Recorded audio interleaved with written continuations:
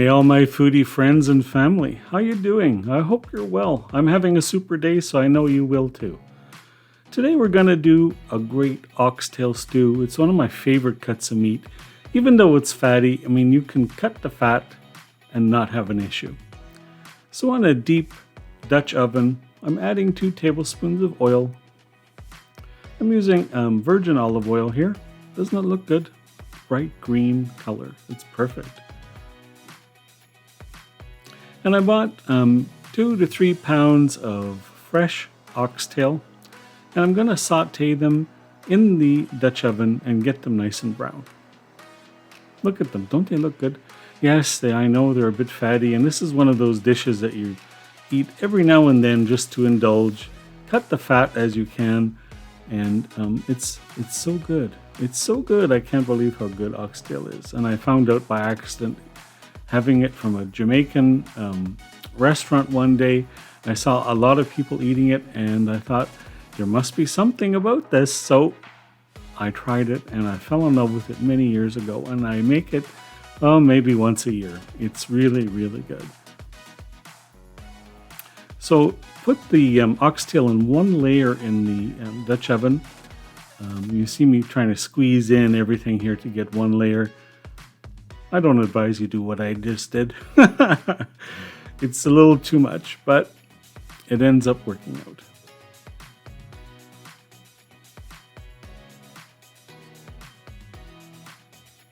You see me rearranging everything just so I can get one layer and I don't have to do this twice.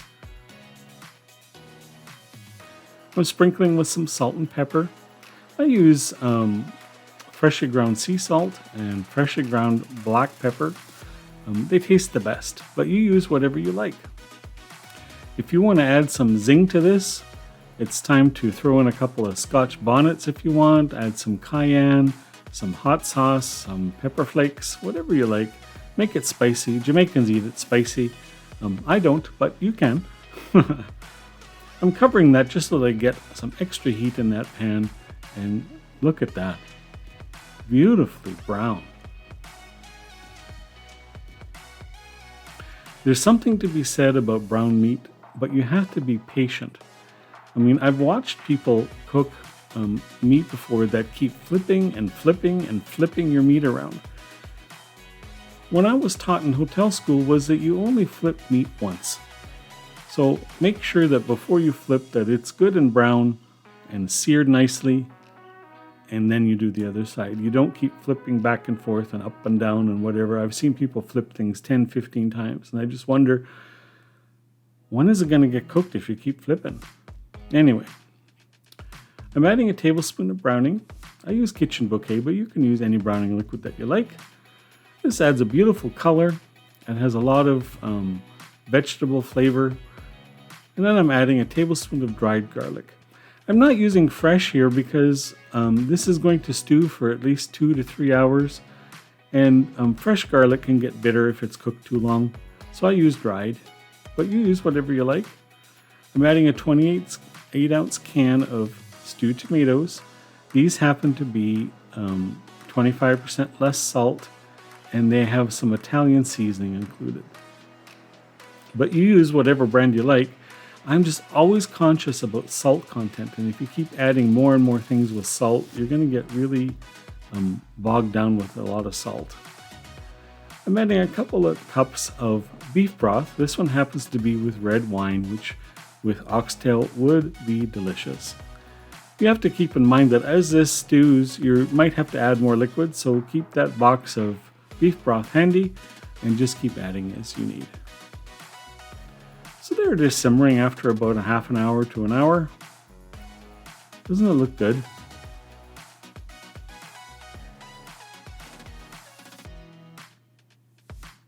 I'm adding a bit more broth here because I know that this is going to take another hour or two, and I don't want it to get too dry. Plus, the more you concentrate the beef broth with wine, the better the flavor is. See, after another hour that we've reduced the sauce yet again, and I'm checking the meat and I see it's still not coming quite off the bone, so we're going to simmer that a bit longer.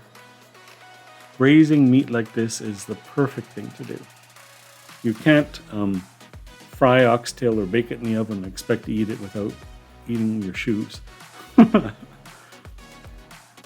Gotten a little foggy here, so I had to throw the fan on. There, now you can see better. I'm adding a couple of potatoes, some celery, onion, carrot, all diced up pretty thick and chunky because this is going to stew a while longer. If you make it too fine, they're all going to disintegrate into the sauce. I've also used the leaves of the celery because they are the most flavorful of the celery stalk. You must try it if you haven't done so yet. So we get those veggies in the sauce, and we're going to continue with the braising.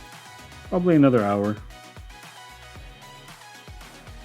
There's no real set time here. It all depends on how much oxtail you have and how many veggies and how tough they are, how big the pieces are. So you just have to kind of watch. So I've added a couple of quarts of mushrooms. These ones happen to be brown, but you can use any kind you like: button, white, brown, cremini, portobello, anything. I always buy what's on sale. So sometimes these are on sale and sometimes the white ones are on sale. So you never know what you're going to get. Get that all in the liquid, and then we're going to cover it up for yet some more braising time. So there it is cooking. Doesn't it look good? This is a point where you might want to add some thickener and thicken up that gravy. And there it is finished. Beautiful oxtail with potatoes and veggies. If you liked the recipe, I'd love it if you'd subscribe to the channel. Love to have more foodies and oxtail eaters here. Thanks for stopping by for some more food that warms your soul and mine too. See you next time.